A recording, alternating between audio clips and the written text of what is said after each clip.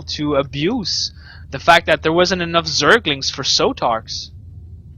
And killing so many drones earlier on, it was really, really insane how Kicker was actually able to come back into this. I thought for sure that the mutas were able to just do so much damage in the main, but Sotark's having some missed opportunities, I'll have to say.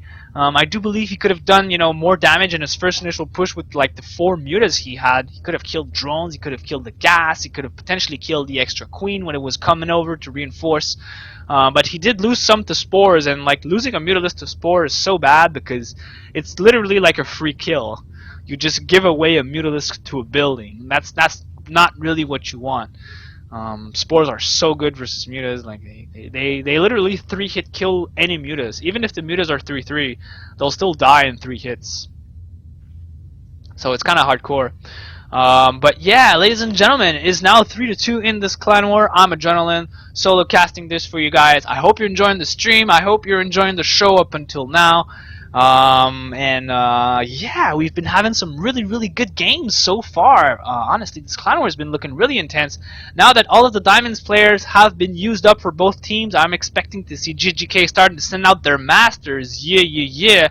It is now 3-2 in this clan war between Good Game Kids and Team Final Ownage Elite.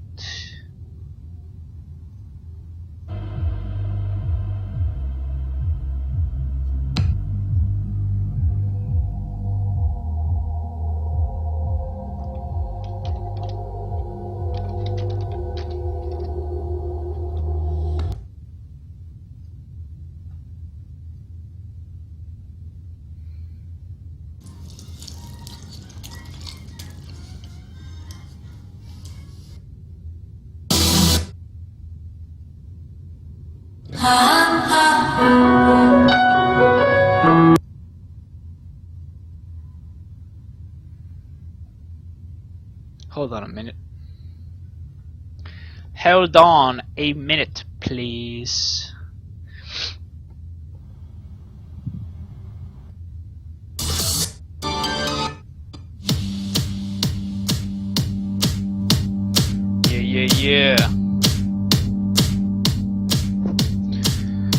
Yeah, I hope you're enjoying the show. 19 viewers out there, you guys are hot.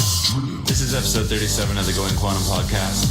Last week it was 100% drum and bass, and this week I was thinking 100% electro, but I couldn't help throwing a Mumblecore track in there. We've got a sick guest mix from Recordz this week, featuring some of the freshest electro I've heard in a while, including a bunch of his own stuff. We'll kick things off with the new remix from BassX of One Up's new track called Thunder Gun.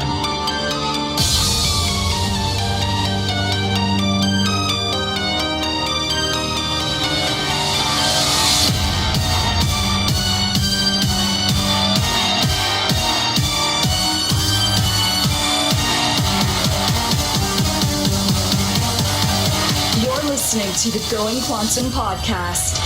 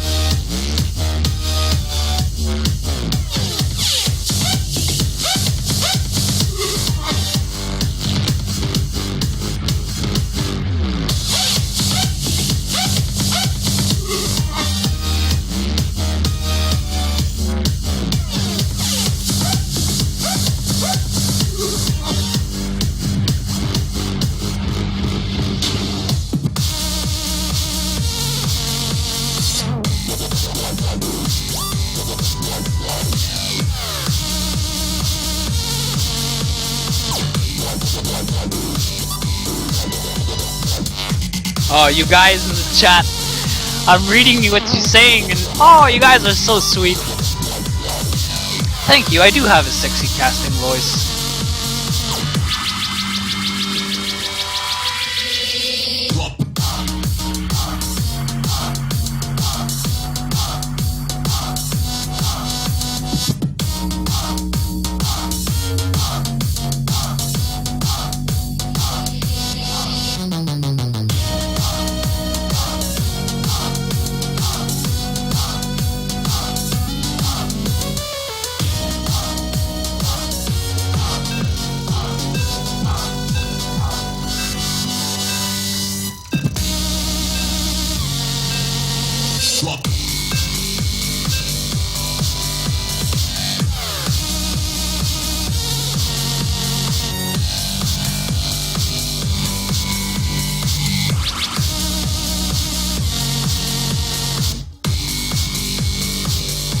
Oh, this mix is awesome. One of my favorites. Oh, I'm gonna keep the beat drop for after this because the beat drop is insane. You guys will just have your minds completely blown, and I want to keep the surprise for after this game. But ladies and gentlemen, I think we're going to be seeing the first Protoss, if I'm not mistaken. Kawhi has gone Zerg, Terran, Zerg, and then there was a Zerg opponent, and then we sent out a Zerg again. So it was all ZVZs and ZVTs and TVTs. Yo. And it is the first Protoss here. Okay. Spawning in the top right position for Team Good Game Kids, the new contender for Team GGK. It is the blue Protoss.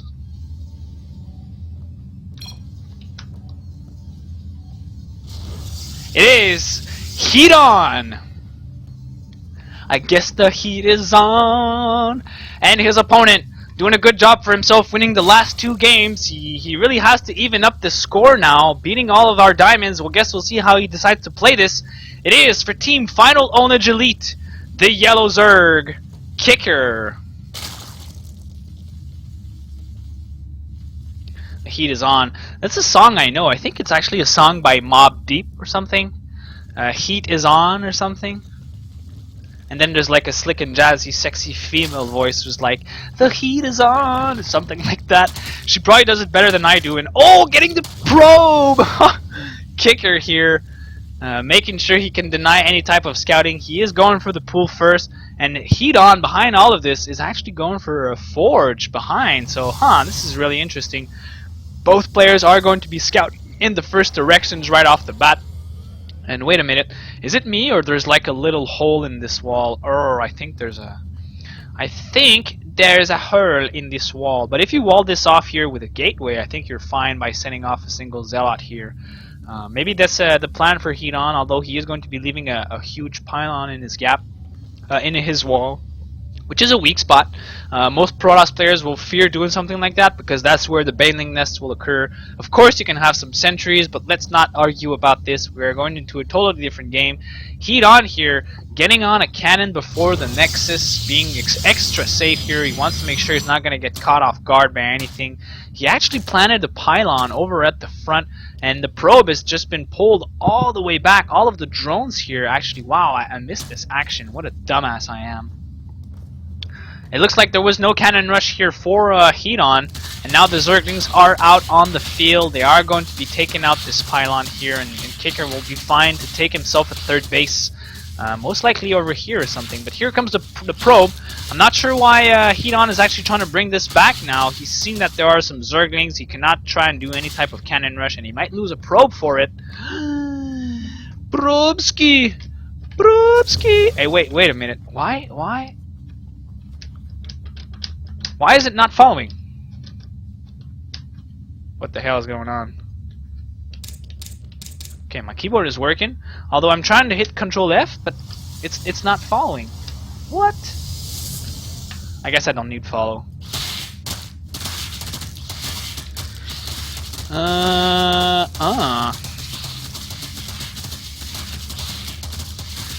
This is interesting.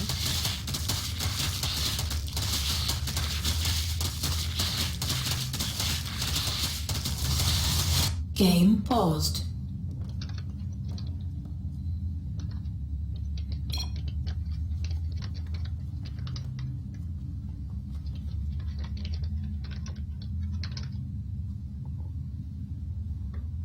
I'll just make sure, you know, that everything is fine and everything is in order, because if you stream cheat, well, that's just too bad. There's like 2 minutes delay, and there's an additional 45 seconds that Twitch delay has because there's just so much fucking lag.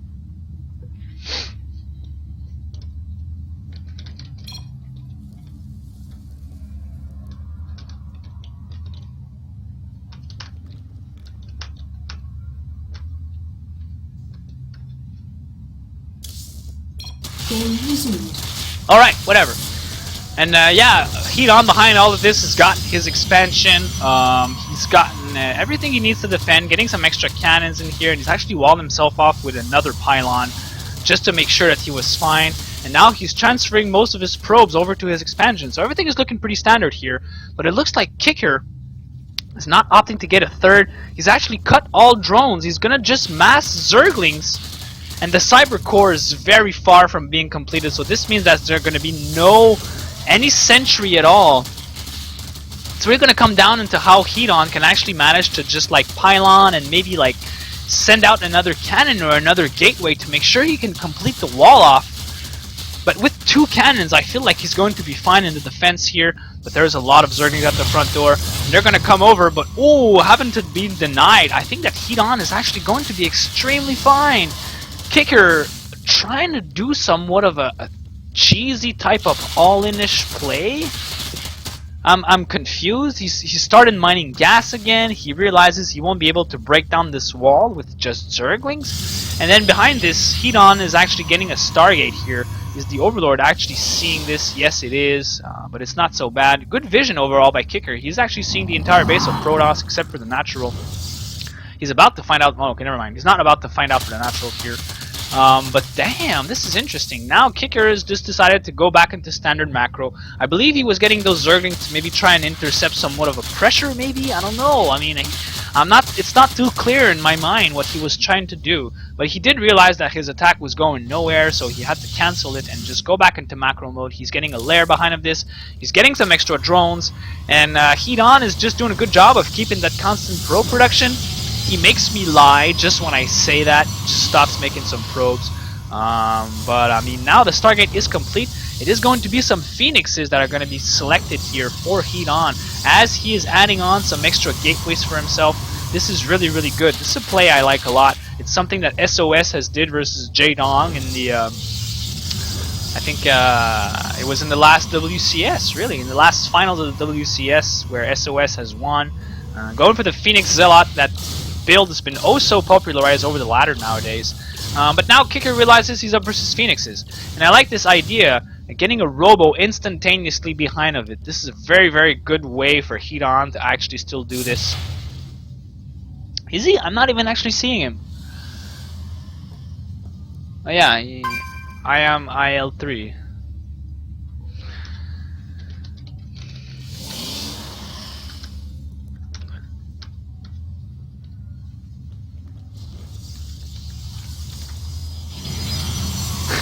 That's like, what the fuck can I do about it? Oh, but this is an interesting spot for a Robo, though. I do believe it's going to clog up most of the units that are going to try and get out of here. It's an Immortal. Okay, never mind. It might actually just be able to pass. Maybe I don't know Protoss as well as I thought I did. But Kicker here, with a Baneling Nest up and running, looks like he wants to be battling down this front door. Oh, the Heat On. He's going to be keeping up this wall off here, but he really... Oh, this actually might be good. He actually might see this. He actually sees the Banelings. He sees the Banelings. He knows it's coming. And now his Warp Gate tech is complete. I feel like Sentry would be the correct decision to do, but there's no sentries. Oh my god. The Ling Bane are just going to stream in here. They're going to completely destroy this front wall. Most of the Banelings actually die, but there is a couple of Zealots that actually managed to survive. Some Zerglings managed to find their way inside of the main base here, but that was somewhat of a big loss overall, I'll have to say, for the Zerg, really. Sacrificing a lot of units. He is getting some extra probe kills out of this. I mean, he is trying to get its worth of what he wanted, but overall, that was a lot of Ling Bane. For not even being able to take out the natural, I feel it was somewhat of a risk here. And now, Hedon really has to close this wall off. He has to do everything he can, because now more Zerglings are coming in. He does have the gas to actually make some sentries, but oh my god. Huge run by inside of the main here. This is such a pain to deal with. Hedon, man, you have to close your wall as fast as possible, man. Come on, you can do it. More Zerglings are streaming into the main here, and there's a Spire following this up for Kicker. And this is such a weird play from Zerg. Getting very lucky with this Baneling bus, I'll have to say. He just managed to get inside of the natural and kill so many probes. He got more Lings over there. Most of the forces are actually stuck on the top side, but now the probes are finally going to be fighting back. And now with the Spire that's soon to be complete. Hedon, man. Use that gas. Get sentries. Come on. Come on. Get sentries, man. And now Kicker's Spire is about to be completed. And I believe he's going to be able to get himself a good 10 Mutalisks. 10 Mutalisks are going to be dealing very well. And Hedon, behind all of this pressure, has not actually gotten all the scouting he wanted to get with his Phoenixes. He is unaware that his opponent is going for Spire. Where's that Spire? Oh, it's on over at the third. And he is getting +1 behind of this. And 11 Mutas are now in production here for Kicker.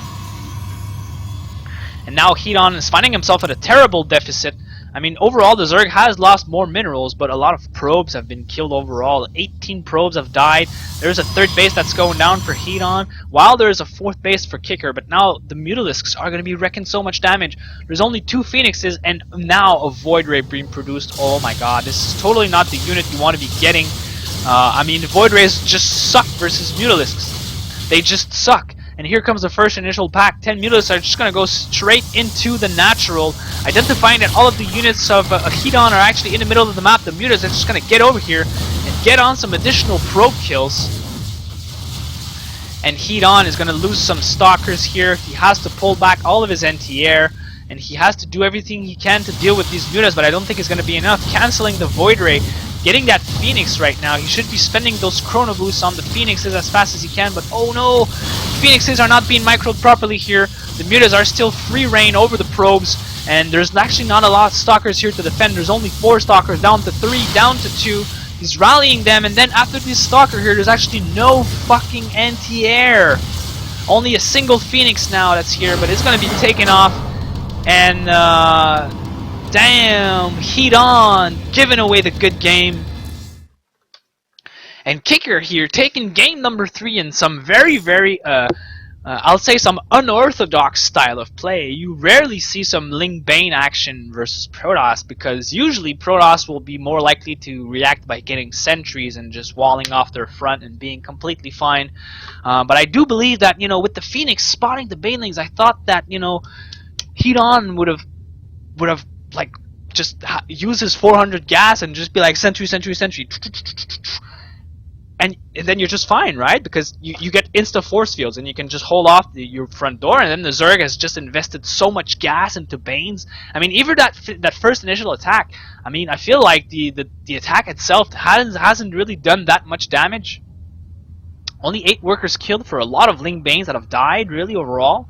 I do believe that Hedon could have hold it off, really. He didn't have a pylon at his front door, though. That was the problem. So immediately walling off, I think, was an impossibility for him, because he just didn't have the warping fields to be able to make the buildings for it. But I believe it's all because of the first initial pylon placement wasn't really that optimal.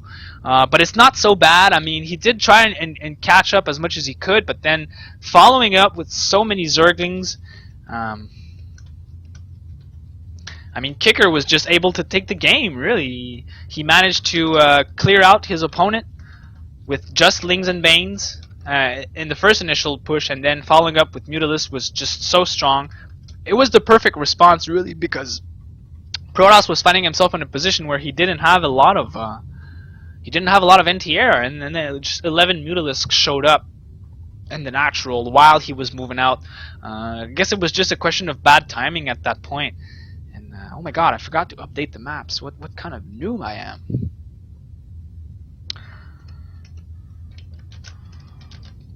Polar Night, and then we've just played on Frost. Yeah. But heat on. Doing a nice try though, giving a valiant effort. Kicker playing an unorthodox style, but I guess he's used to it. He knows when he has to drone and when he has to make units and when he has to try and make something happen.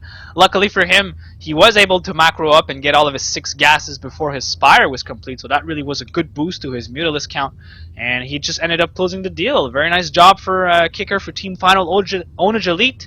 It is now 3-3 in this clan war, ladies and gentlemen. Best of 9. I'm Adrenaline, solo casting this for you guys in entertainment and enjoyment. And if you haven't followed the channel, I do invite you to do so. We have a lot of action going down on the GGK public stream. We have a lot of players, a lot of clan war that stream their games and stuff. So yeah, if you don't want to miss any of the action, just click that follow button. And are you ready? Are you ready for this epic beat drop? It's gonna be epic beat drop.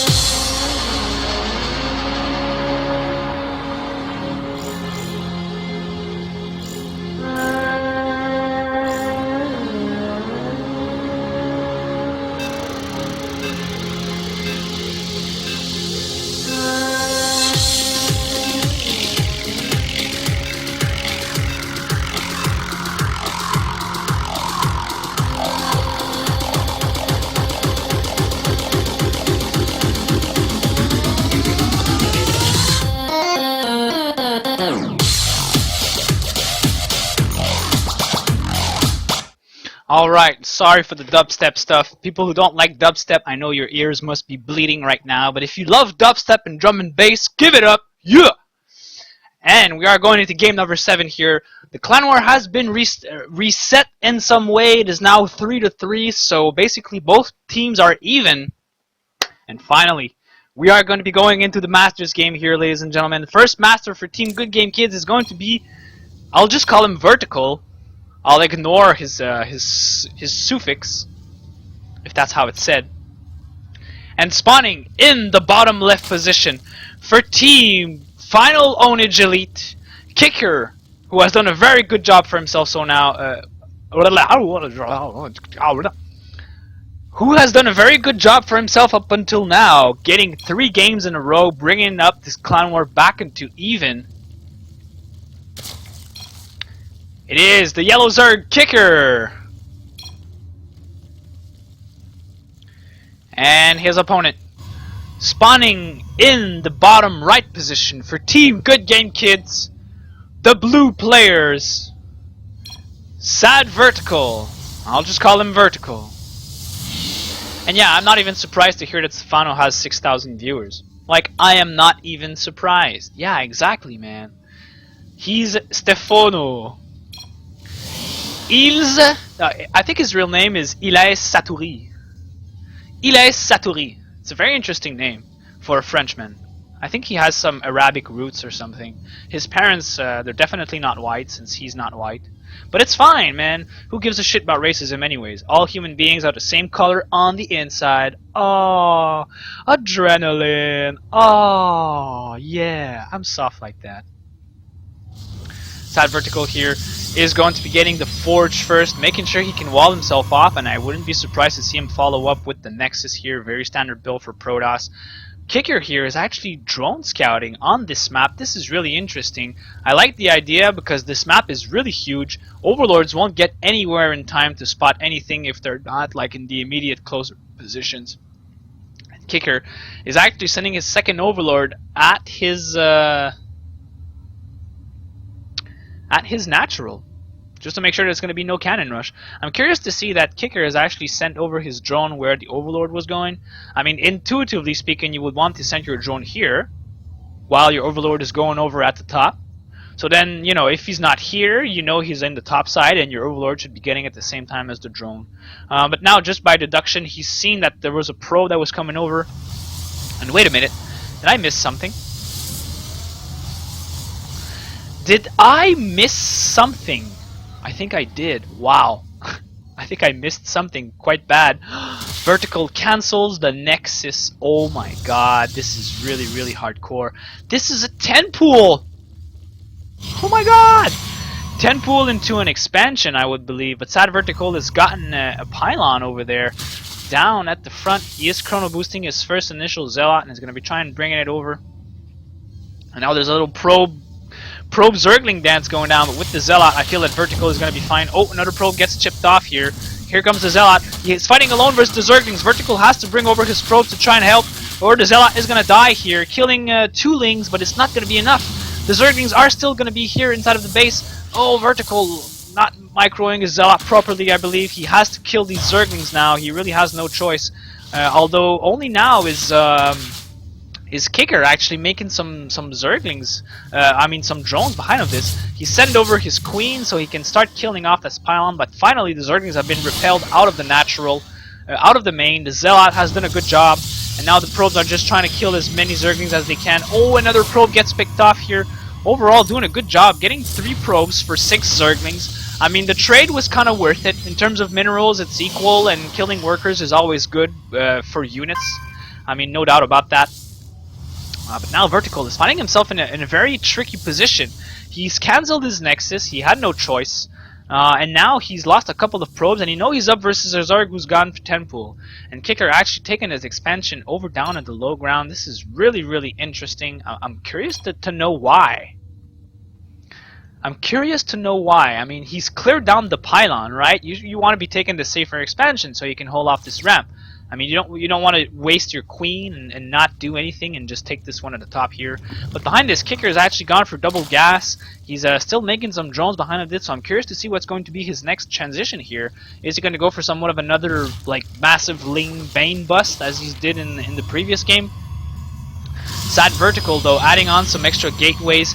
He is going to be having his warp gate in about 35 seconds. So he is going to be intending to go on the aggression here, but now he knows. This really must make Vertical smile. The fact that the second base is actually on the low ground like this, Vertical must be like, oh yeah, this is really good. There are 10 Zerglings that are on the way right now for Sad Vertical. For Vertical. Why am I saying Sad Vertical? I don't know. Yeah, but 10 Zerglings, they're going to come over here, check out, and Kicker is going to be seeing the pylon. So he's going to be taking this out, making sure that there's actually no pressure coming in. Vertical has to remake another pylon somewhere now, just making sure that, you know, he wasn't caught off guard or anything. His warp gate is complete. His 2 gates are now done, but he doesn't have any forward pylon ready to go. And now, Kicker, I'm not sure if you actually know, he didn't see the pylon, so this is good. He's not going to be sending out his Zerglings and trying to find the pylon. He's actually sending them out to look over in the backside. But now he must be realizing, yeah, okay, the pylon must be somewhere else. And there we go. The first warping of Zealots is going to be coming over here for Vertical. The Baneling Nest has been thrown down, but there are some spines in the defense here for Kicker. I think he's going to be fine into holding this off, really. The Zealots should consider trying to move around and going into the main base, because right now the main base is completely vulnerable. If he doesn't wait too long. The Zerglings are going to be trying to do somewhat of a counterattack here. Vertical has not walled himself off. This is really, really bad. If the Zerglings get in here, Vertical is going to hate himself. Oh, but Kicker actually pulls back right as the Zealots are stepping over the creep here. Kicker realizes he must do something to defend. Only now has Vertical gotten his expansion, is 2/3 of the way done. Vertical is going to do the nice decision. He's just going to walk into the main here and completely avoid the primary defense. Oh my god, this is huge. Vertical should actually consider leaving his sentry back and trying to do some damage, preventing the Zerglings from actually coming in. But here comes the reinforcements. 4 Zealots going inside of the main base here. And this is very good for Vertical. He actually is going to be killing a lot of Zerglings. He gets the queen. He's in a position of killing so many drones here. Kicker is in a lot of trouble. He has to force his drone to fight, and Vertical is actually going to be evening out on the workers' kill count. He's going to be killing some more Zerglings and some more stuff. And this is actually, I'll have to say, it's a very good move. Overall, Vertical has lost some minerals, but I mean, his Nexus is completed. He's actually getting a Stargate and a Robo behind this. Very nice move for him, and he's got some sentries in defense, so he's fine. And I think he's just managed to even out what happened in the earlier stages of the game. He did lose more units than the first initial Ling harass, but he did manage to kill some drones, and the Queen especially. And apparently, there is a lot of lag. This is interesting, though. Because, yeah, I'm not feeling any lag at all. But I guess I'm not playing. I'm not the one that's clicking stuff around. So I guess I can't be really lagging by just moving on my screen and just making boxes over stuff. And be like spamming and shit. And be like, oh yeah, man, I'm playing in Vertical's place. This is how I play, man. This is how I play. Let's do this. Let's go. Let's go. Make some probes. Chrono boost. Chrono boost. Yeah, there is... Ooh! Interesting lag spike here. There is an interesting lag spike. I hope it's not me. I really hope I'm not the one who's lagging the game right now. I really hope I'm not it. The lair is almost completed for Kicker. I'm just going to be doing a background check, make sure that all my programs were closed. Yes, they are. So everything is fine on my end. And now with the Overlord speed, Kicker here is just going to be going in here and seeing his opponent is going for Stargate and Robo. And there's a Warp Prism with 3 sentries that's on the way. And Vertical is actually hiding over a secret base. This is such a good idea. His opponent is never going to be able to find this unless he really scouts like all of the bases all around the map. And Vertical is just going to keep solidifying his position. His Warp Prism is actually coming in here right now, and I feel like it has been spotted by some Overlord. There are some Zerglings waiting for this here. And here comes the drone into the transfer. There's a Spire that's on the way for Kicker. And oh, here comes the Oracle for Vertical. He's going to be just targeting down all of the drones here. Very nice. He really has to be careful, though, because the Queen is actually taking some shots over it. But he is forcing a Spore. And he's just going to be moving out. Very, very nice. This is just applying some more psychological pressure over his opponent right now. There is a Phoenixes that are on the way, and Vertical, I think he actually has seen the Spire. Woo! The sentries. Oh, they're going to try and load themselves up, and oh! Vertical manages to save all of his sentries here. Very clutch little move. He has seen the Spire with the Oracle. I mean, I hope he clicked on it. He is making some Phoenixes right now, and he's actually, yes, getting a Fleet Beacon. He knows he's up versus Mutalisks. He knows he's going to need that Anion Pulse Crystals upgrade, like, no choice. And, oh, the Zergling here might... Oh, the Zerglings is not going to be seeing all of the probes. This is so clutch for Vertical, because if this Overlord spots the probes, though, this could be interesting. Oh my god, they're going to be running right under the OV, and now this is really what's going to be the alarm for Kicker. He's going to be realizing, oh my god, why the hell is my opponent sending all of his probes this way? We'll see. We'll see if he actually manages to react to this. The Overlord, not doing anything. Not any reaction. I'm not sure that he was actually watching at the minimap at that time. I mean, Vertical has seen the Overlord with his own probe, so he's going to be intercepting this. And I do believe he's actually praying for himself right now that the Overlord has not been sighted, has not sighted the probes. Sad Vertical does have a hallucinated Phoenix here, and he's going to be coming over here, seeing that there are some mutas out on the field. But now the infestation pit is complete, and it looks like Pathogen Glands is going to be the unit of choice here. So, Kicker really playing this more and more interestingly. He does have his third base, he's getting his fourth, and I'm curious to see how he's going to make the fungal use. Oh, he's getting Burrow as well. Oh, I see what he's going to do. He's going to try and sneak in some Infestors in here. If he can get some key Infestor lob outs of infested Terrans and try and deny some tech, Vertical could find himself in a very, very rough position. Although all he needs in his Observer, he still needs to see the fact that his opponent is going to burrow in Infestation, and Pathogen Glands, really. The Anion Pulse Crystals is actually... Has it been upgraded? Yes, it has been already upgraded. God damn, that upgrade so fast. Wow, I don't understand. I didn't even see it. Perhaps Vertical was just chrono boosting the crap out of it. I mean, he has seen some Mutalisks, but I do believe that with his superior amount of Phoenix, Vertical is still in a position where he's going to be able to start killing so many Overlords. Oh yeah, and this is where the dance begins, really. He's going to be forcing out so many units, so many spores, but wait a minute, there are some Corruptors and some Infestors that are on the way right now for Kicker. And Kicker might actually be in a position where he could get some good fungals. He does have a decent amount of Zerglings to fight a composition that's heavily on the Stalkers and Sentries and Immortals, but Vertical actually has a good amount of Phoenixes for himself, so he can potentially kill most of the stuff right there. Oh, here comes the engagement. Huge fungal growth on most of the army here, and now the Corruptors are coming into this mix, but Vertical has his Warp Prism already set out, and he is making some additional Stalkers here, getting some good force fields, forcing the Zerglings to go in a wrap around, but they are going to be stuck behind the force fields here, and the third base is under heavy fire for Vertical. Oh, lifting off the Infestors. Wow, that's very nice, but most of the Corruptors are actually taking all of the hits, so the Infestors are surviving. The Zerglings are going to find their way through the force fields now, and they're going to be trying to surround these Stalkers, but an additional warp-in of Stalkers is coming in.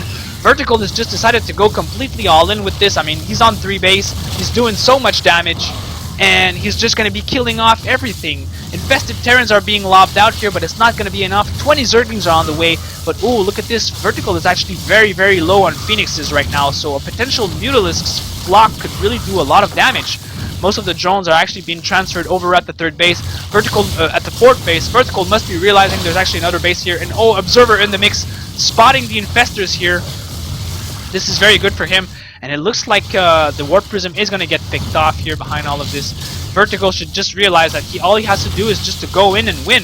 A base race situation would not favor Zerg because the army supply is so much higher for Protoss right now. The infestation pit is about to go down. Here comes the reinforcement Zerglings from back. And oh, force fields are trying to prevent most of them, but with the Mutas, Vertical is going to be under a lot of fire here. The Stalkers are actually attacking most of the Zerglings, and while they're attacking the Mutalisks, the Zerglings are eating the Stalkers here, and Vertical might actually get cleared out. Drones are being pulled off the mineral line, and this entire push has been cleared out. Oh no, this is bad for Vertical though. He has found himself in a rough position. He does have a good amount of units back at home, but now he's got Colossi and stuff, and there's actually more Mutalisks that are on the way for Kicker. Vertical should try and realize that his opponent is actually going for a lot of Mutalisks right now, but it's kind of hard for him to see. He does have an observer. He sees that there are more Mutas on the field, and there he goes, making additional Phoenixes. He's getting a second Colossi, and he's not getting Blink, though. It's kind of interesting. He doesn't have quite the money for it just now. Meanwhile, his opponent has started +1 for Zerglings and +1 Carapace. The Mutalisks are actually already +2. Wow, they're actually +2 already. And now Vertical is going to have himself a hard time trying to defend his natural here. Mutalisks are just going to be swinging over here and getting some free probe kills. Vertical really has to run these guys out. There's no other thing he can do. Come on, get those probes out of there. Forcing all of the entire army back.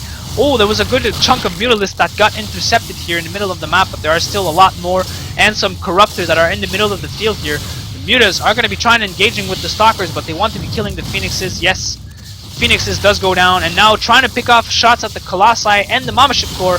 Mama Ship Core does fall. This third base is still yet remains secret. Vertical is not doing anything about this Overlord. He is seeing it on the minimap. He's actually getting some cannons in the defense behind this. He realizes he's going to need something to defend the Mutas while he's going to be out of there. And I wouldn't be surprised to see him actually out on a second Stargate right now. He does have a very good amount of Warp Gates for himself. He's up to 13 on 3 base, which is a very, very large amount. But I think that Phoenixes would be a much proper response. Double Chrono Boosted Phoenixes, really. With Blink. Yeah, he is getting Blink right now, though. But another Phoenix gets picked off. Total of 8 Phoenixes have died here overall for Vertical. And now this is the position where he's actually kind of cuddling himself onto his own base.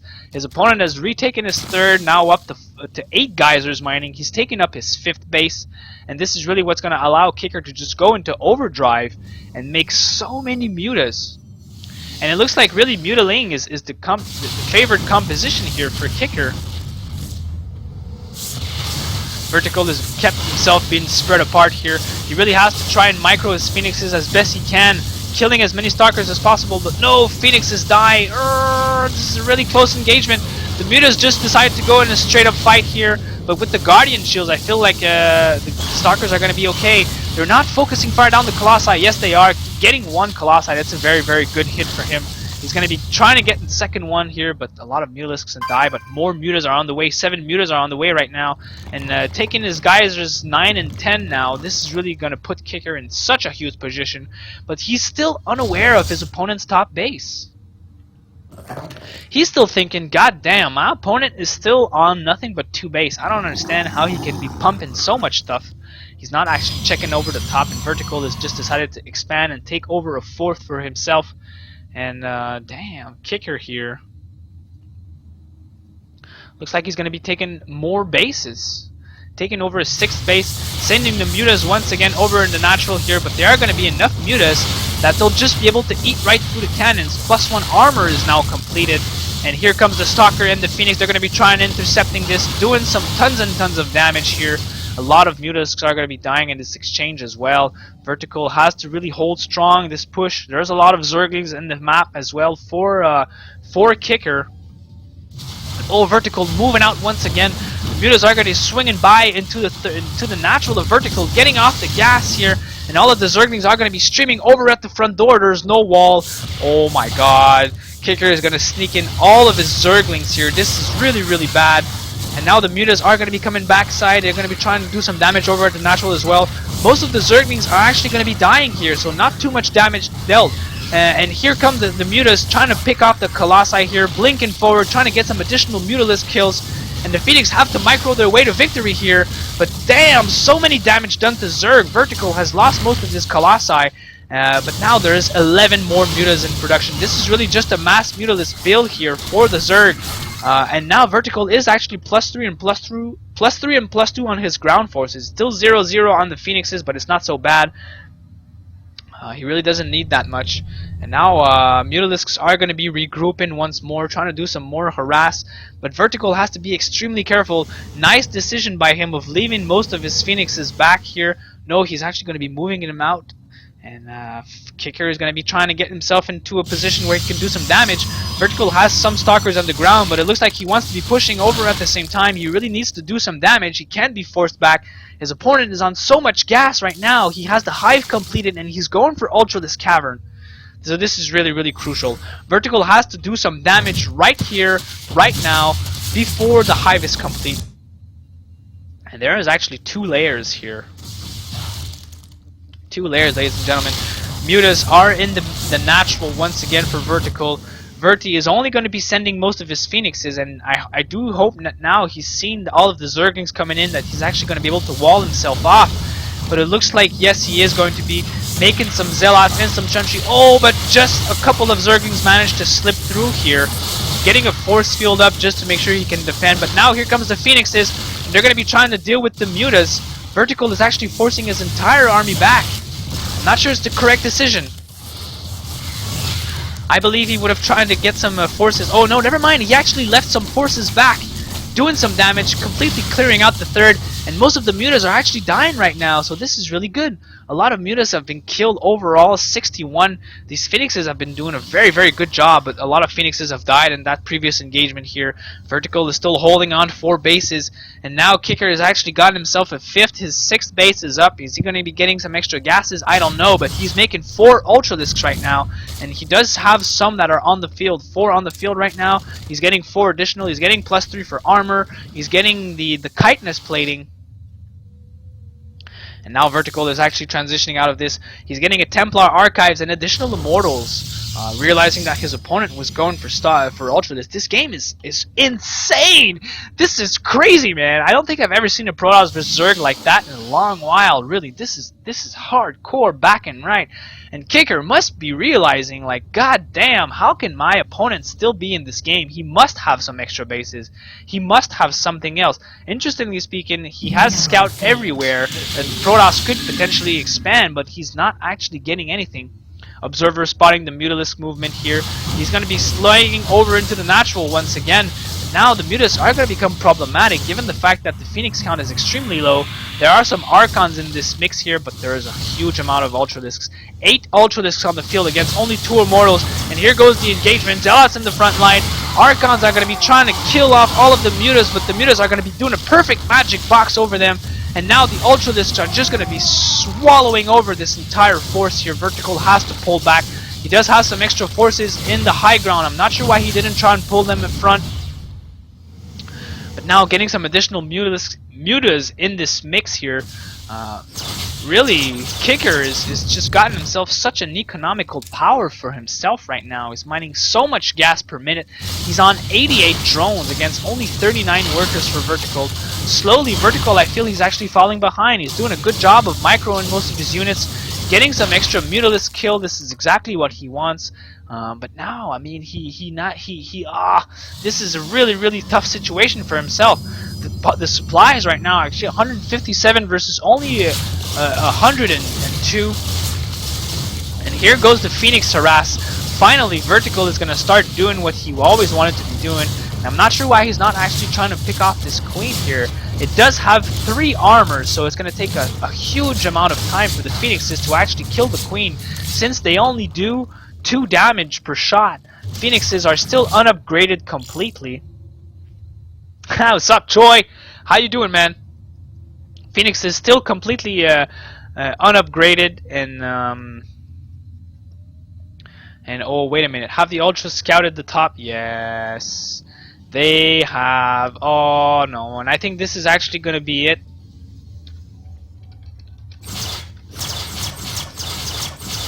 Now the Ultralisks have found bases number 3 and 4. For Vertical, this is really going to cripple his income entirely. He doesn't have almost no gas left here, no minerals left, and Vertical is going to find himself in such a rough position. Oh my god, all of the probes have gotten eaten here by these ults. Now here comes the army for Vertical, but he just doesn't have any income now. Even if he kills these Ultralisks, there's not going to be anything else in trying to defend this. Archons are going to get picked off here by the Ultras. This is a really bad trade for Vertical because he doesn't have any additional forces. But behind all of this, Kicker is such a huge bank. He's actually wondering what to remake for himself, and he's going to be Mutalisks. He's going to be making some additional Mutas. He figures he has to take out this extra base now, and Vertical is re-expanded over in his third. But yeah, he's going to be again with Mutas and Lings versus Stalkers and Immortals. It's a good composition. There are some Corruptors out on the field right now, and the Greater Spire is completed. +3 for armor for air is on the way, and I wouldn't even be surprised to see him try and make some Broodlords at this point. I mean, he does have a lot of Corruptors here, and he does have the sufficient income and economy to be able to do so, I believe. He's getting bases number 7 and 8. But now Vertical really has to do something. Extra Ultralisks are being warped in here. And now there's a huge Muta Corruptor flock here. This is really, really bad. The Phoenixes are going to get picked off here. Oh no, this is really bad. This is the kind of thing that Vertical actually needed. And now Vertical realizes he's up versus a lot of air. Here come the Zerglings. They're going to be trying to streaming over here. And now the Mutalisks are going to be coming over, but the Corruptors can't really do anything. Oh my god, it looks like the Ultralisks are going to... The Archons, I mean, are going to be able to clear this out. Banelings landing over the Immortals are not going to be doing any damage at all. And now it's basically just Corruptors versus a ground force for the Protoss. And Vertical is going to be walking up in here and going to be killing this extra base. And in the meanwhile, he's actually keeping saturating his third. He needs to make more workers. I'm not sure why he's actually not getting some more harvesters overall. It's 79 versus 25. Vertical is still hanging on in there. Zerg is finding himself in a very rough position for himself. He's almost mined out of his fourth. His third is almost mined out as well. He's going to lose a very good base with a lot of drones there. And more Ultralisks dying here. Oh, this is very bad for Kicker. Losing some key units for basically nothing. The Mutas are just keeping over constant clearing of the base sweep here. And Vertical looks like he just wants to be clearing out most of these bases.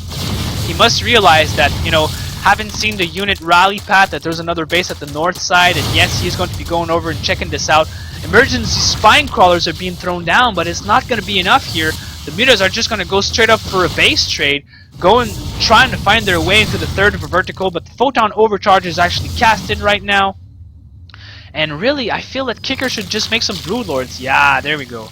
Making the Broodlords. Finally, is he making the Broodlords? This is really what he needs. I mean, it's pretty much the only unit that's going to be doing a lot of damage here. The Observer is going to be making over its way and trying to clear his drone, but now there's actually no force back at home. The Mama Ship Corps is here, which means that this force has no way of coming back other than just running their asses off, and I feel like this third base might be under a lot of pressure here. There's not going to be a second Photon Overcharge once this one gets casted out, and here comes the Broodlord.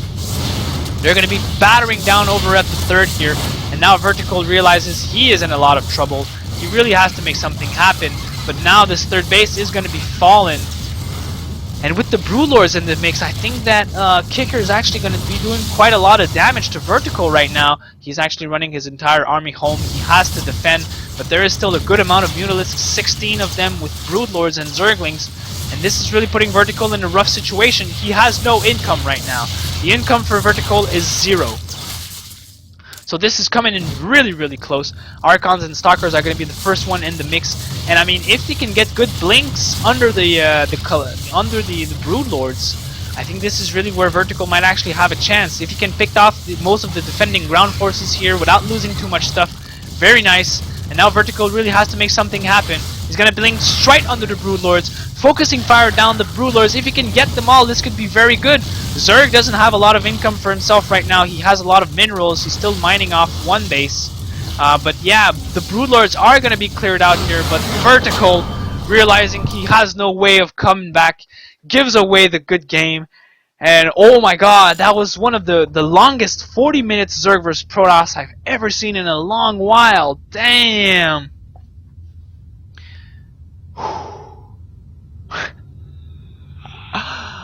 God damn, man. Vertical. I was sure he was able to close the deal.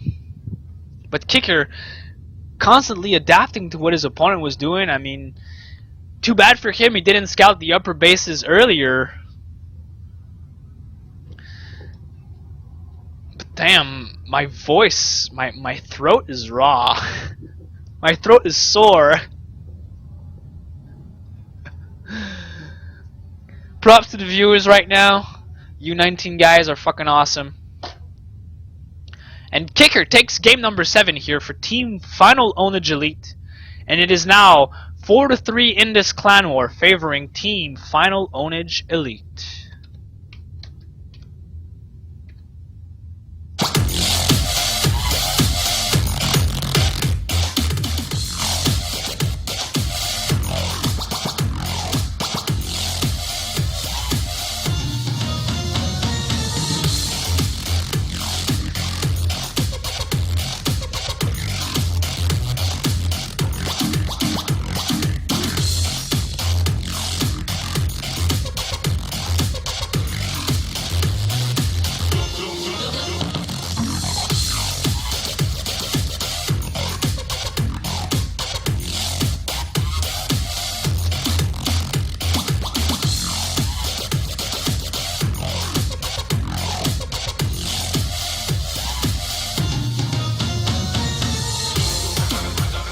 Now that all of the maps of the map pool have been used, we are going to be resetting them.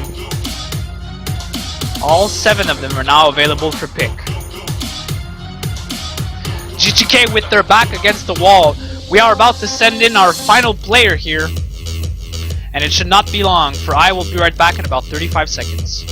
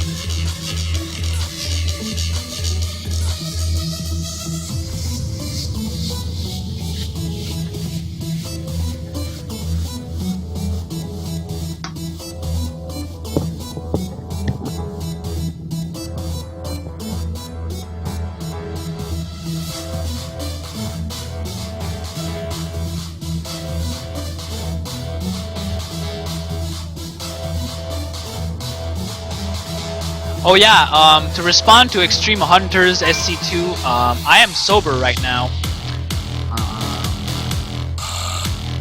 I'm not going to elaborate on that subject, but no, I have not consumed marijuana.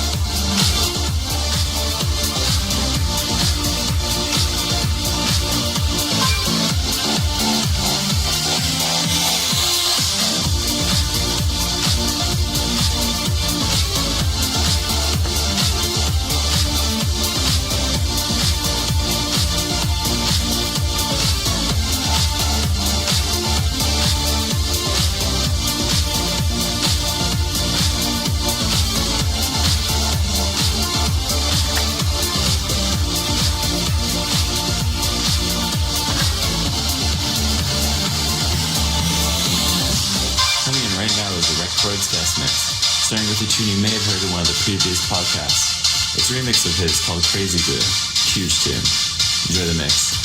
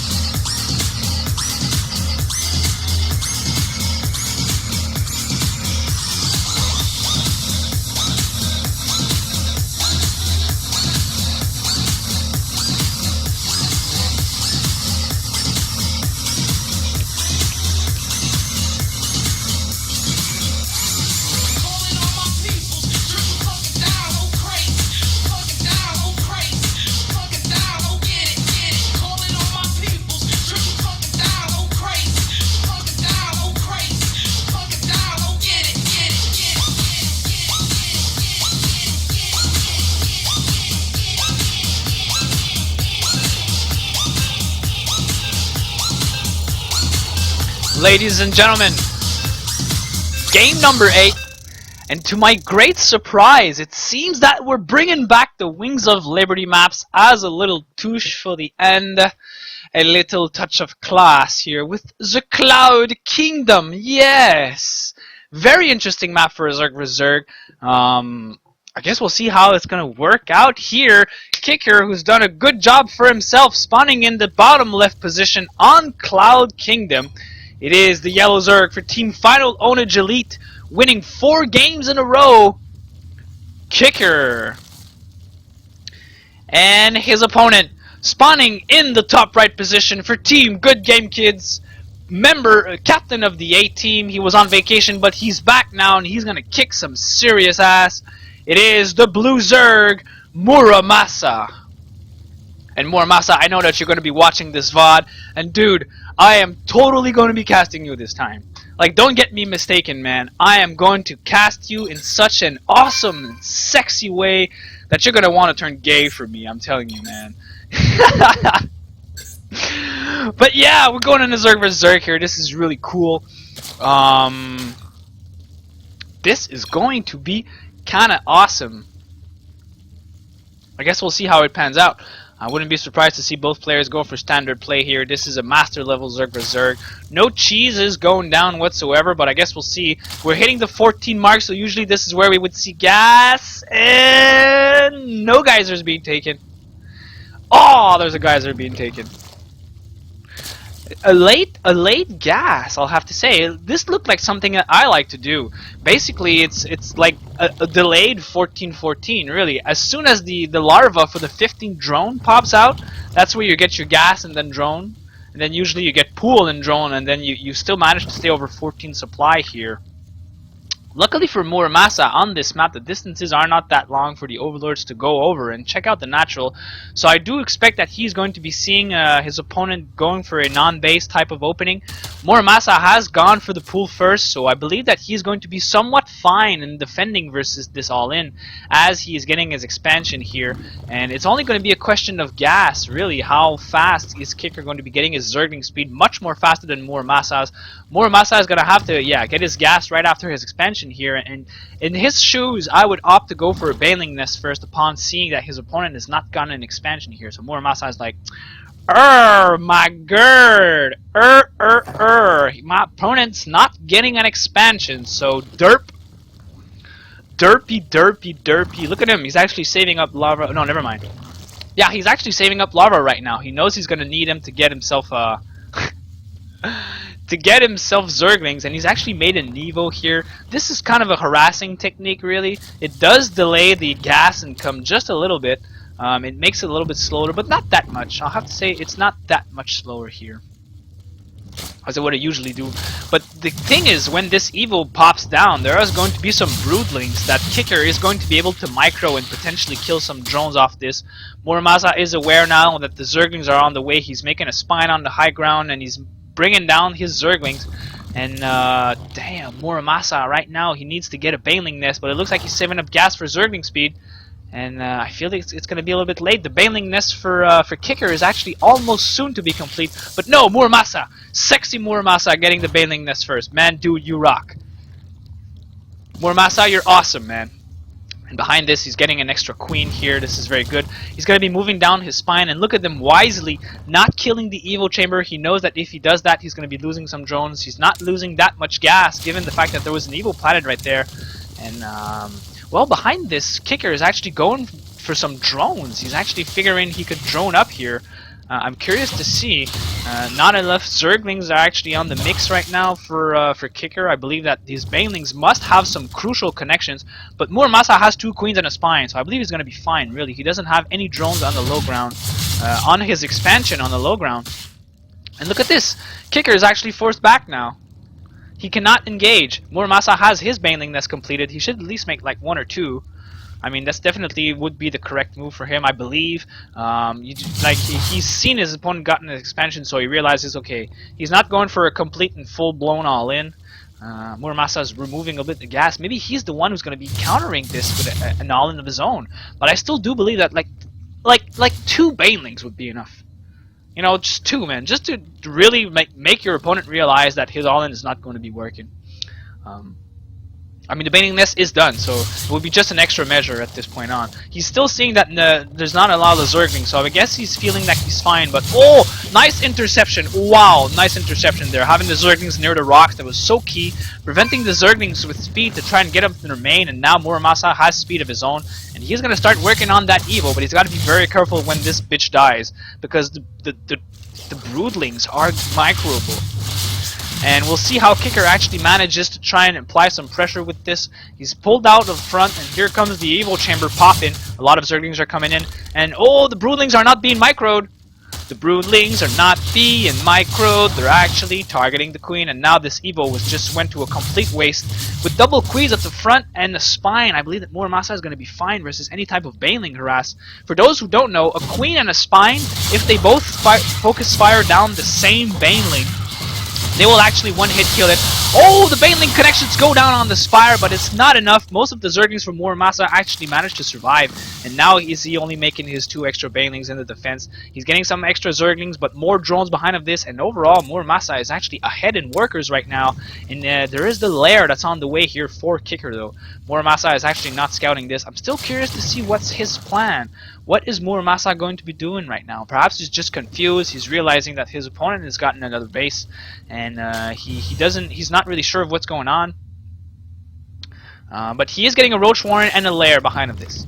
So maybe he's anticipating his opponent to go with Roach Warren, but then when he's going to realize this, he's up versus Muta, I think things are going to be changing. Behind this, Kicker is actually adding on some more drones. He's getting all of his 4 geysers, really, and that's exactly what he needs. And I think that Muramasa really needs to somehow get a scout in there. +1 carapace is now completed for the Zerglings for Kicker, so this means they'll be able to survive Baneling hits. It'll bring the Zerglings down to 1 HP, but they'll still survive. And Muramasa feels like he wants to be engaging this. But the carapace there is still favoring Zerg, and he has a Baneling in the front position here, so if... little Zergling action going down. And what is Vertical doing in here? I didn't even see him get in the channel. Get in the lobby, I mean. Here comes the Zerglings to intercept the Otherlings. And now Muramasa is getting 9 roaches for himself. He really has to make something happen like right now. With these 9 roaches, he has to push in there and do a lot of damage because he is going to realize his opponent is going to be up with Mutalisks, and it looks like this is exactly what he wants to be doing here. He's moving out all of his Zerglings and Banelings in a forward position. The Spire is still 45 seconds away, so potentially Muramasa could do tons of damage here. And oh, here comes a little Baneling engagement. Both players have to be extremely careful here because the player who will win this engagement will pretty much be in a good position for the rest of the game. There is only 1 Baneling here though, and oh, the Baneling does die, killing only 1 Ling, but there are 2 more in the front, and the Roaches are coming in. The Mutas are still not going to be there. The Spire is done in 15 seconds. There is a Spine at the front door, but the Roaches will be able to be fine versus that. And oh, another Baneling has died here. Here come the Roaches. They're going to be starting focusing fire this down. The Zerglings are going to be running for a counter. Oh, but huge connection for Muramasa. He's up in the natural right now. He really has to move the Zerglings away from the Banelings if he can, or else they'll all die.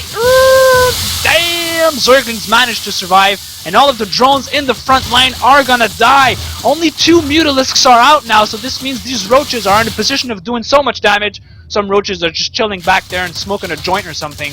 And then another Spine is gonna get picked off here. Drones are pulled off the mineral line to try and deal with this, but the Spine does fall. And the natural, it looks like it's going to get picked off here. Muramasa is going to be clearing this out. And now he sees the Mutalisk. He realizes he's up versus that. He actually is taking the 3rd base behind of this. And he's now getting some spores in the defense. And now the Roaches are just going to be there. And basically they'll just die right now. Muramasa completely abandoning them. He realizes there's pretty much nothing he can do. Oh, he could get some extra drone kills here though. But I guess at this point it's just like bleh. And these Roaches are just having a party, man. They're just like, yeah, bro. Let's just do the line dance, man. This could be fun. We have the Hydralisk then that's on the way. Muramasa has saturated his bases with Spore. That's very good. He should start considering getting some at his 3rd, though, because the Mutalisks are out on the field right now. These 4 Roaches are finally getting into action. And it looks like Muramasa just wants to keep getting on the pressure onto his opponent. He started Glio Reconstitution, and he's getting Muscular Augments, a very offensive upgrade. I do believe he wants to get that upgrade to be able to walk around the Mutas and trying to catch the Mutas with the Hydras. And oh, Muta just suiciding himself in a Spore. Just like, yeah, man, I'm going to go see and play with the Spores now and see if it's fun. Extra Spore Crawlers going down at the 3rd base here. Muramasa has gotten more gas. He's running out of 3. He should be getting out his 4th right now. But it's not so bad. I mean, he's little problems here that he's facing, but he does have some Queens out on the field right now, and he's getting some extra Hydralisks and some extra Spores, and the Transfuse are going to go down. Highest energy Queen does get picked off now. There's no more Transfuses in this mix. There's not enough Hydras and be able to deal with this. The Mutas are pulling out. I'm curious to see why they not actually tried to engage with the Queens, though. Mutalisks are engaging with the Queens. So kinky. My god. And oh, it looks like there's a little vulnerability in Muramasa's defense here. The 3rd base has a sweet spot where the Mutas can just hover and try and kill. And oh, drones being transferred. They're gonna get picked off by some of the Mutas, but here comes some Hydralisks now. Hydras and Queens at the defense. Muramasa has to be extremely careful in how to engage this. I like how he's already extended creep over to his 3rd. He could potentially get some Spore Crawlers wherever he needs to defend, and now he's starting to mass Hydralisk production. He's getting a 2nd Evo Chamber. He's gotten +1 for armor that's already done. He's getting +1 for missile attacks as well as Groove Spines and 8 additional Hydralisks. And now Kicker has only finally gotten himself his natural back up. So in terms of income, Muramasa has definitely gotten himself a lead. It's 54 drones versus 29. And basically these Mutas are just a control unit right now. Kicker is in a position where he cannot necessarily add any more Mutas.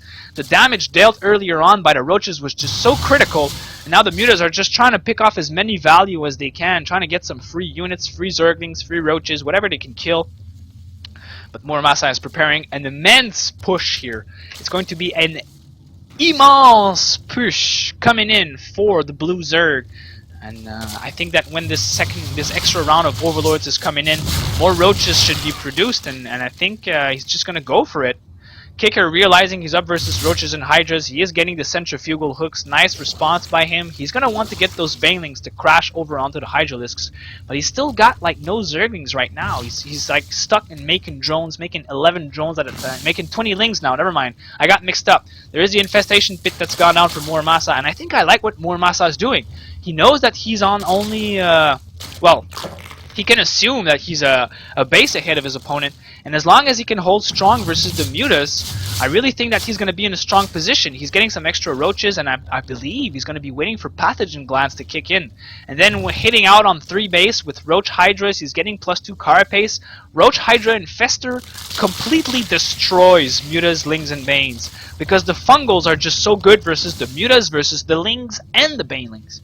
And the roaches are really good at like tanking banelings, really, and it's all coming down into how you can micro your hydras around and trying to keep them alive and not dying to most of the banelings. Of course, that's where the fungal growth help a lot. If you can get a good fungal over the pack, that's really nice. But infestation pit is completed. There is no pathogen gland that's on the way. There is also no hive either. Here come the banelings. Ooh, streaming all up into the 3rd base here. They might be getting some decent drone kills. The Mutalisks are going to be trying and getting some extra damage value overall, but it looks like finally, giving away the good game, realizing he had not managed to take out his opponent's 3rd here. Kicker gives away the good game, and Muramasa takes game number 8, bringing a Clan War 4-4 to an ultimatum. This is the last and ultimate ace game here, ladies and gentlemen, in this Clan War between Good Game Kids and FOE. And I'll have to say that Muramasa has done a very nice job of being safe overall in this game. Opening for the pool first really allowed him to stay alive and stabilize versus the 14-14 of Kicker. And then just being able to, with Roach, Lings, and Banes, having proper micro, not losing units for nothing really, he was able to take out his opponent natural and just take the win, really. It was a very, very impressive play, and from there on out, he knew he had an economical advantage, so he just took a 3rd and just got some better tech, and he managed to survive the Baneling attack from his opponent. And then Kicker, realizing that he just could not bear the pressure anymore, just decided to give away the good game. Yeah.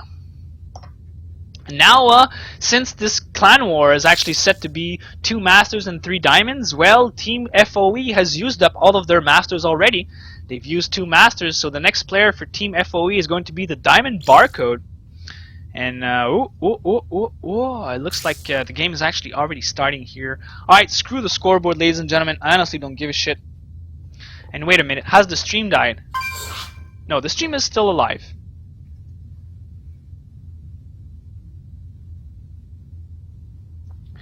The stream is actually still alive. I'm not sure what's going on, but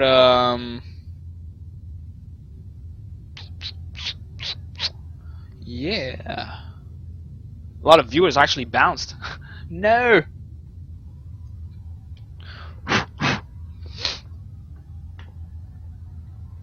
Oh, we were up to 20-ish viewers earlier on. Now everybody's just decided to get away. You guys, no. Oh well, I guess most of the real people are just still here right now. Yep. Yeah. It is now 4-4 in this Clan War, ladies and gentlemen, and game number 9 is about to start real soon.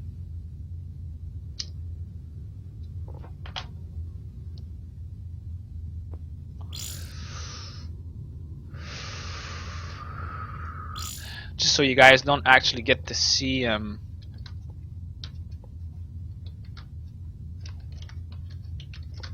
GGK private chat, I was instructed that I must not stream it at all times. And it seems like both players are actually ready here. We are going to be going into this last game, ladies and gentlemen.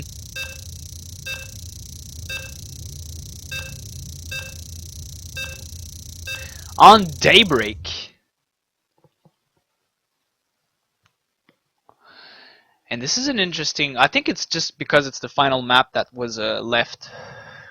I definitely do not think that Barcode would have picked a map like Daybreak to play versus a Zerg. And I'm pretty sure that Muramasa must be happy for himself right now to realize that his opponent is going to be a Terran and he's going to be playing on Daybreak. Because Daybreak is just the best Zerg map, yeah. Spawning in the bottom left position for Team FOE, the final player, the ace player, it is the Pink Terran, Barcode. And his opponent, spawning in the top right for Team Good Game Kids, captain of the A team, the Blue Zerg, Muramasa. Muramasa saying he does not miss this map. I don't understand.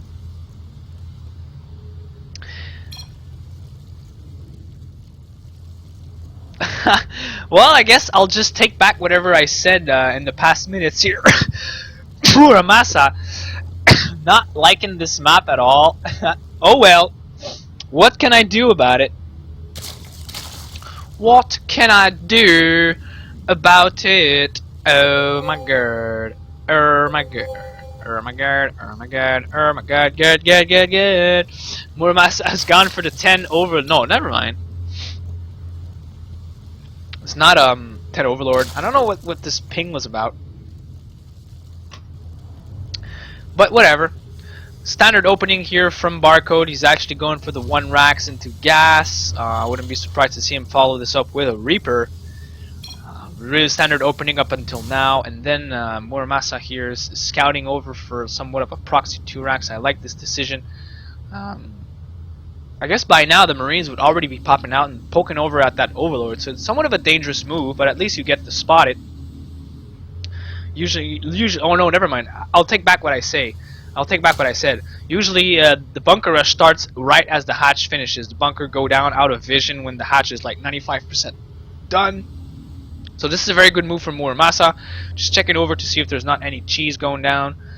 Making sure that there's no proxy racks going on for him. And Muramasa just sending his Overlord straight up into the main base. This is good for him though. Little does he know, there is a Reaper coming out, so he could potentially just cross over this Overlord all the way on the other side of the Terran's base and save it up for a 630 scout later on.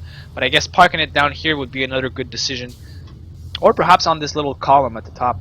This is a spot that I used to love a lot. I plant Overlords here, and you could send them in at 630. And if units would pass by, you could spot drops and stuff. The units on the low ground would not be able to see it because this is a small high ground for itself.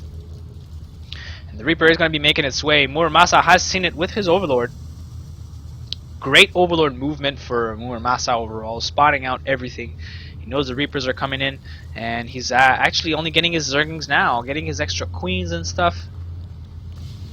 Here comes a Reaper. Zerglings, I feel, are a little bit late. Usually they should be out right now, but it looks like the Reaper is going to be making its way. Zergling is coming in now.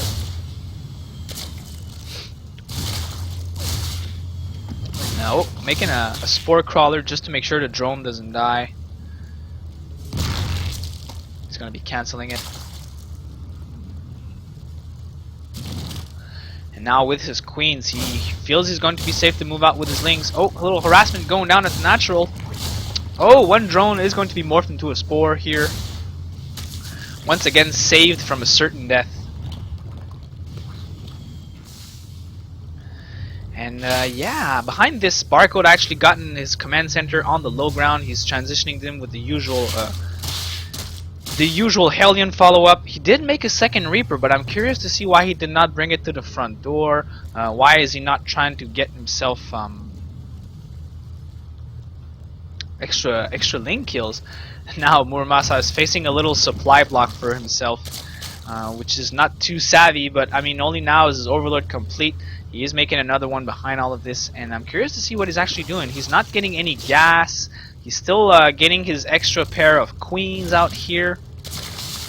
And now would be a considerable time to get a third base. Oh, wait a minute. He's actually getting double gas at 6 minutes here. This is really, really interesting. This is really interesting. The first two Hellions are on the way. Zergling speed will not be completed when these Hellions show up and decide to start poking. He does have some extra queens, but I guess he doesn't have the trouble of defending over a third. So delaying gas, I would believe, is not that much of a bad idea, especially if he's going for a very fast, swiftly Roach Warren after this. But I guess we'll see what's up. He's still got 19 drones over at the main.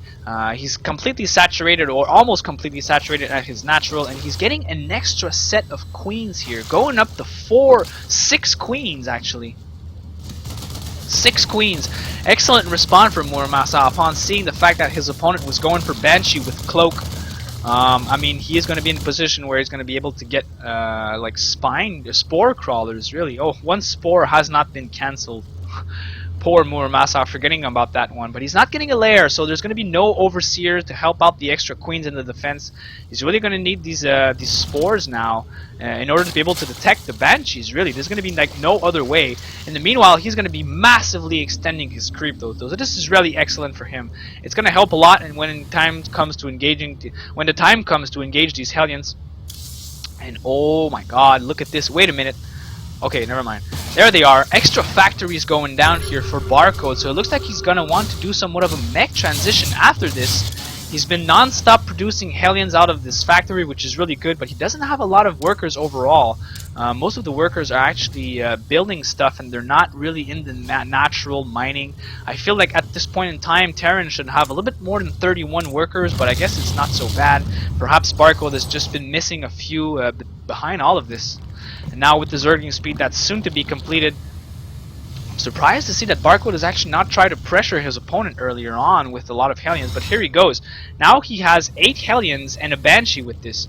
Muramasa is going to have Zergling speed. He has Zergling speed just now, and well, he has some extra queens that are somewhere around the map. There they are, and it's really going to come down if he actually managed to focus down on his Banshee. He's got the Overseer that's completed and on the way. The lair has already been done. So I feel like now he's going to be fine in defending, given that he's got detection.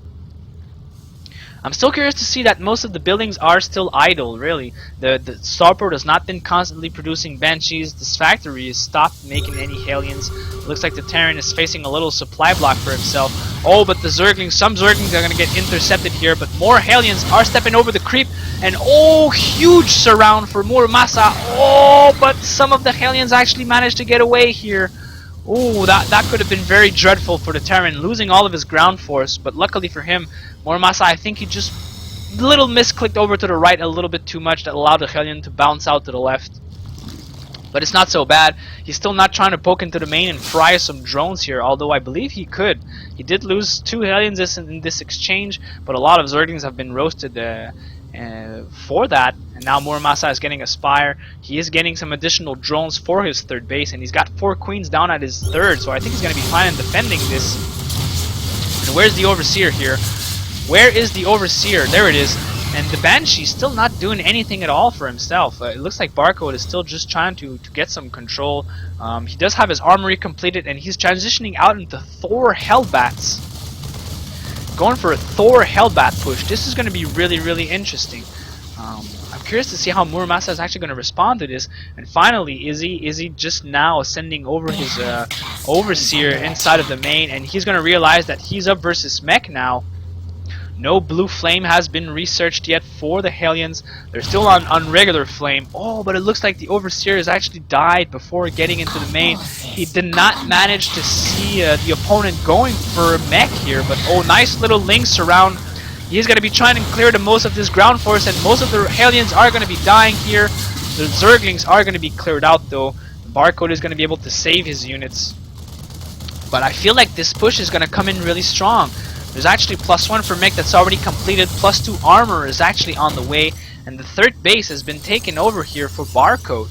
And I like this position for mech now, because this is another very easy choke to defend, and well, I mean, this base is actually super exposed, but I mean, at the same time, it's very easy to line up a very long line of siege tanks, and you're able to cover your natural and your third at the same time, where if you take in this third base, it kind of forces your army to be split apart a little bit. And Muramasa is going to be realizing that he's up versus Mech now. We'll see what he's going to be doing. Harassing over, he's going to see the third base has been taken over here. He's going to be sniping off some mules, but oh, some volleys go over some Thors. And this is where Muramasa is like, I'm up versus Mech now. This is really interesting. Still getting on some more factories. The blue flame is on the way now, but the factories are still quite idle for Barcode. He's still not adding on some extra Thors.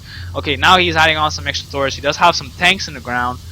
And Muramasa here, what is he going to do? He's actually got an infestation pit. Excellent response. I think the only real unit that's good against Mech is the Swarm Hosts, really. Oh, trading some Mutalisks for some. Oh, that last blast of that last volley of Thor right there did a lot of damage onto the Mutas. And damn, Muramasa actually, oh my god, he's actually going straight to Hive on 3 base. He's realizing, you know, I'm not even gonna try and take a 4th. I'm just gonna go straight to Hive. I'm curious to see if he's gonna go for like Broodlords or something. But I don't know, I'm not sure. Oh, Heraldot drop going over at the natural hero. Oh my god, getting so many Zergling kills. But Muramasa is going to be clearing this out here. Very nice response. He actually didn't lose a lot of drones for himself. Another while, there's another Hellbat drop going down in the 3rd. But there's a Spine Crawler that's here and ready to rock. And Barcode is actually not microing these guys. He's not getting some extra drone kills here.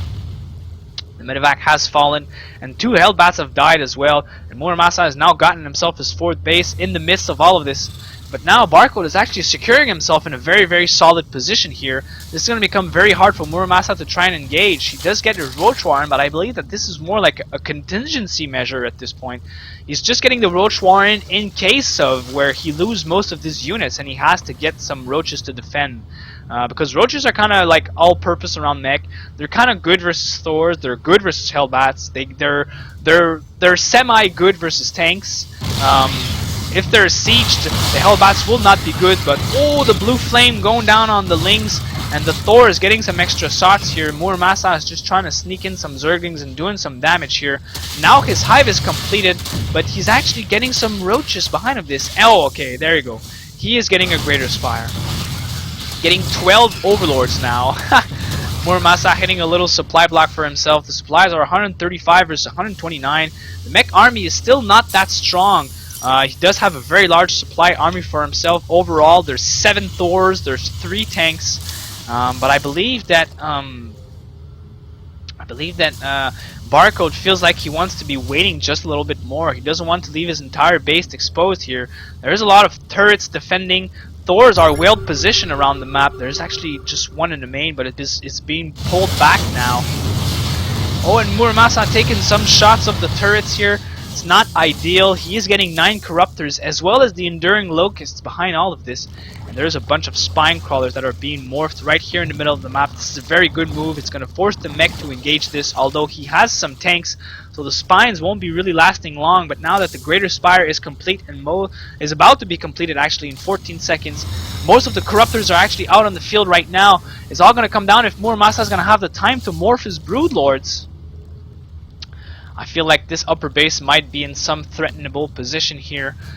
This one is definitely a much easier base to hold off because of the ramp, but this one here has 2 very clear, distinct attack paths. But Muramasa, oh well, he's getting the wrong base, theoretically wrong base, but it's not so bad. He does have 7 Broodlords in the mix right now, and there is a single Viking. And I don't believe that there's actually any anti-air for Muramasa right now. There are just some Corruptors. Okay, never mind, there are some Mutas. But he has to take out this Viking, and yes, the Viking is going to be falling. The Roaches are engaging with nothing actually. But look at this. Thors are actually enabling their high impact payload and focusing fire down the Broodlords, but Transfuse go down. Very nice move by Muramasa, cutting it very, very close here. But I guess it's all due to the fact that Terran was just slightly too passive, which is not extremely bad, but oh, Widowmine's getting some connections here, but now with the Broodlords, I feel like Muramasa is just going to be able to step in here.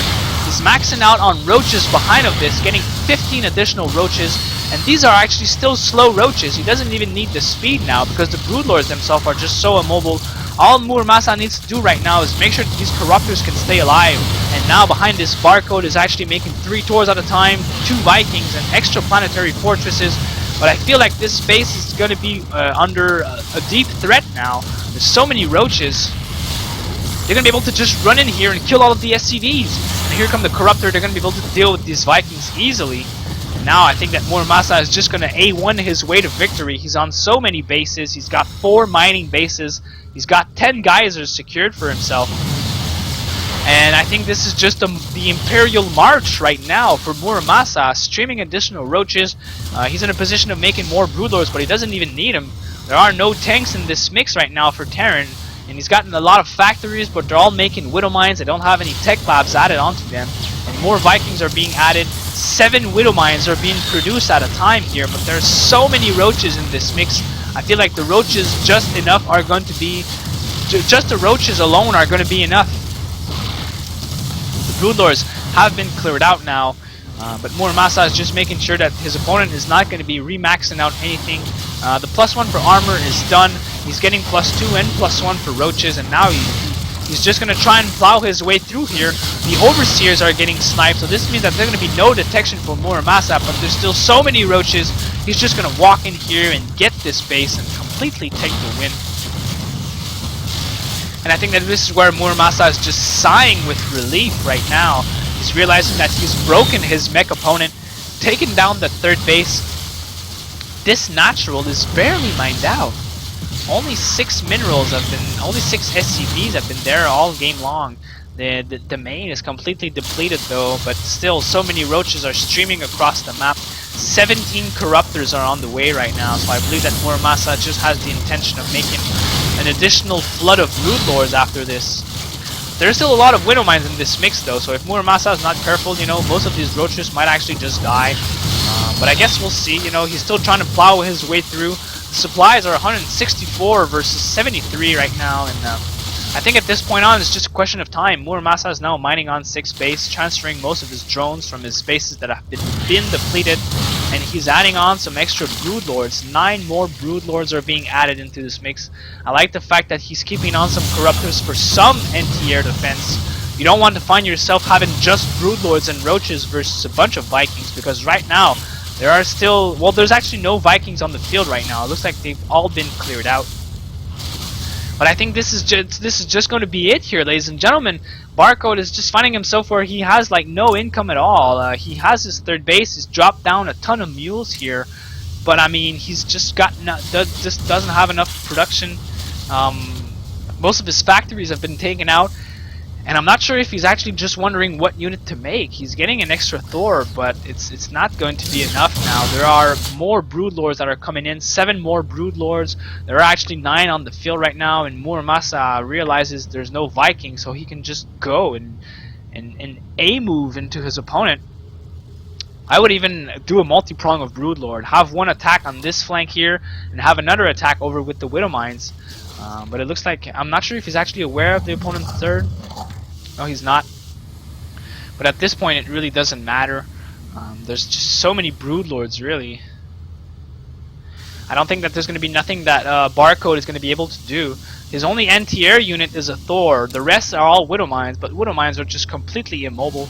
And Muramasa should just be extremely careful. He just doesn't want to run his Broodlords over a very dreadful Widow Mine field. And a very good trick for that is just to take some Overseers and just click them on the first Broodlords. You just let them follow the first Broodlords, and what will happen is that basically the Broodlord outruns the the Overseer outrun the Broodlord, and basically what happens is just the Overseer will always be spawning Widow Mines for the first Broodlords. But Barcode gives away the good game, and Muramasa takes game number 9 for Team Good Game Kids, winning the clan war 5-4, and in a very, very insane clan war, ladies and gentlemen. Oh my god, we had some of the most interesting games tonight. God damn, I had some fun time casting this.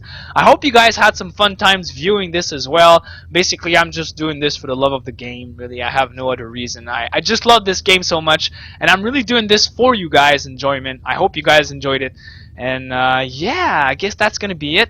It's 11:17 for me right now. I have to wake up in about 6 hours and 45 minutes to go to school tomorrow morning. I wake up at 6 a.m. to go to school. Yes, I do. And